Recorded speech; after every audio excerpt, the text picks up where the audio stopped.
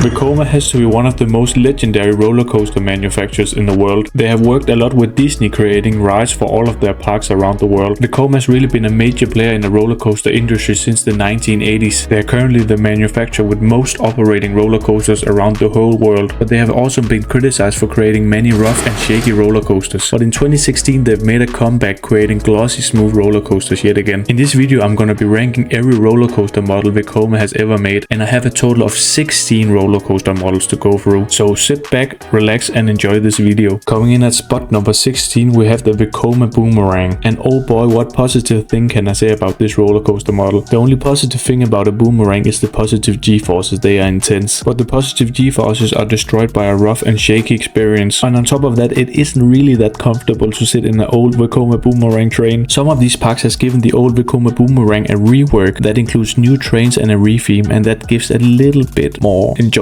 Coming in at spot number 15 we have the inverted Boomerang, and these coaster models come in two sizes, a giant inverted Boomerang and an inverted, but these are just as bad as the Boomerang coaster. But I've heard from other coaster enthusiasts that the giant inverted Boomerang is a bit better but still rough. So now you can choose an uncomfortable experience under the track or over the track, you decide. And at spot number 14 we have the suspended looping coaster, and this is the infamous SLC coaster model. And would you believe there's 40 operating around the world, and yet again we have an old Vekoma looping roller coaster that is very rough and shaky. But the SLC just has a way better layout than the Boomerang versions. In my opinion, I really think that the SLC gets too much hate. Some of the parks around the world have given these roller coaster models new trains, and that makes the ride experience a bit better. But even with the new train, the rides are still very shaky. Coming in at spot number 13 we have the traditional family coaster, and here I'm talking about the family coaster model with the traditional lift hill and then a few turns and then it's done. And this coaster model really isn't known for giving any airtime, but you have some fast-paced turns, and that is really it. It is a decent coaster model for kids trying out their first roller coaster, but for an enthusiast you really just ride it for the credit. Coming in at spot number 12 we have the family Boomerang, and overall these are just decent family rides. These roller coasters mainly offer an out and back layout where the train gets pulled backwards up a chain lift, and then it drives down, goes through the station, goes over a few floaty airtime hills and then stalls, and then it goes backwards, and then it goes downhill the experience because the backwards section is very slow. So overall the forward section on a family Boomerang is awesome. It even gives floaty airtime on the airtime hills, but the backward section is just too slow. It is very drawn out and dizzying. And now at spot number 11 we have the motorbike coaster, and these coaster models are just overall the family roller coaster with a launch and then the motorbike seating. And of course yet again this is for the younger audience, so the layout is very mild. You could even argue that these roller coaster layouts are too boring. They are very drawn out and slow, but you get a cool seating position, a decent launch and a few twists and turns, so that's it. And now at spot number 10 we have the suspended family coaster, and this roller coaster model is really popular around the whole world, and I respect that. This is by far one of the best family coaster layouts you can get around the whole world. The start of this layout is very awesome. You have a great drop and then a very intense overbank turn, and then after that the whole layout stays low to the ground with decent forceful helixes and twists and turns. And on these models you literally fly into the station. And now coming in at spot number 9 we have the Flying Dutchman coaster, and these are of course very old flying roller coasters made by Vekoma. And on top of that, people have very polarizing thoughts on these roller coasters. Some people really love the old Vekoma intensity that these roller coaster models have to offer, but on the other side we also have people saying that these are awful. You sit in a flying position and they are just as uncomfortable as the Boomerang or SLC. And on top of that, these coaster models are very rare, so I can't really say anything. I haven't ridden one. Coming in at spot number 8 we have the old sit-down looping coaster, and these roller coasters mainly feature two vertical loops at the start, then it turns, and then you have two corkscrews, and some of these rides have a helix at the end. And then you may ask, well, that sounds like a pretty boring layout. Well, yes, but no, this roller coaster layout is supported by very intense positive G-forces. Some of these rides are better than the other ones. Some of them are a bit more shaky than the other ones because they still have the old Vekoma train, and some of the others have new and improved trains, and on top of that some of them has also retracked the whole coaster design. And now at spot number 7 we have the family launch coaster. This is actually one of the newest coaster models made by Vekoma, and what can I say, this is a really promising roller coaster model. They have made two roller coasters that are very different from each other, so there's a lot of variation in this coaster model, but the most standout of these is Big Bear Mountain at Dollywood. This roller coaster features a very long roller coaster layout with several launches and a lot of airtime twists and turns. And this is my highest rated family coaster model by Vekoma because the layout looks a bit more thrilling than the other family layouts. And coming in at spot number 6 we have the Mine Train coasters, and I might take back what I said 5 seconds ago. These mine train coasters mainly cater to families, but they aren't described as family coasters on their webpage. And let me tell you, I really love all of these mine train coasters by Vekoma. Most of these mine train coasters are heavily themed, and most of them have a very lengthy layout with a total of 3 awesome lift hills. And the rest of these mine train layouts mainly consist of sharp dips and crazy laterals on the turns, and I would highly recommend that you sit in the back of these mine train coasters because the trains are so long that you get a forceful pull on all of the layouts. And just cracking the top 5 spot, and spot number 5, we have the Super Boomerang. And this Super Boomerang model is one of Vekoma's newest models. Slash vertical velocity will soon open at Six Flags Great Adventure, and the layout looks quite awesome. The layout overall features 2 awesome stalls, a whippy inversion and then a slowly stalled inversion, and then you also have a turnaround section with a decent amount of airtime. But in my opinion, it really doesn't look like the most thrilling roller coaster, so both families and thrill seekers can get on this ride. Hopefully this coaster model can redeem the old Boomerang. Wow. Coming in at spot number 4, we have the custom designed coasters, and I wasn't really sure if this coaster model should be a part of this list, but I made it. And these custom designed coasters are mainly the parks with the very big budget such as Universal or Disney, but I wasn't really sure where I should place this roller coaster model because it can really be anything. But what they are showcasing on the webpage is the heavily themed roller coaster rides they have made for the Disneyland resorts. And these roller coasters are overall heavily themed roller coaster rides with family layouts, and most of these roller coaster designs has very special track elements such as drop tracks or switch tracks. So these coasters are awesome and immersive experiences. And now coming in at 3rd place, we have the Vekoma Tilt Coaster, and this really is a very promising ride model. All of the models we've seen showcase really awesome layouts, but these tilt coaster layouts look next level. First of all, you have the iconic tilt coaster track where the whole train tilts on the track and goes vertical. Then the train drops into a very awesome and innovative coaster layout with new inversions and many airtime hills. But none of us has really experienced a tilt coaster, so this might be a gamble placing it at number 3. Coming in at 2nd place, we have the flying coaster, and here I'm of course talking about the new gen flying coaster model. But unfortunately, we only have one roller coaster to talk about, and that is Fly at Phantasialand. But let me tell you, I've been so lucky to ride this roller coaster, and this roller coaster really is amazing. And have you ever seen a roller coaster with launches? Well, Fly has